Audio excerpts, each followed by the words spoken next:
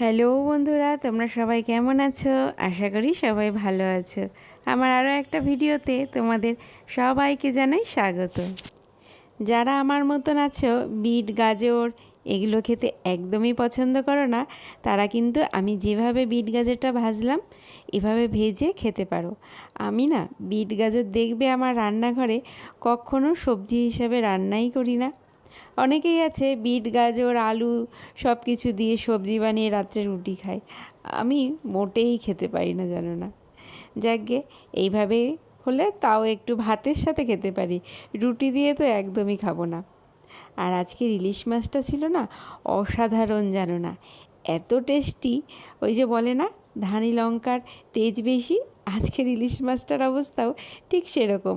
ছোট হলে কি আছে, স্বাদে গন্ধে একেবারে ইলিশের মতনই ইলিশ ছিল।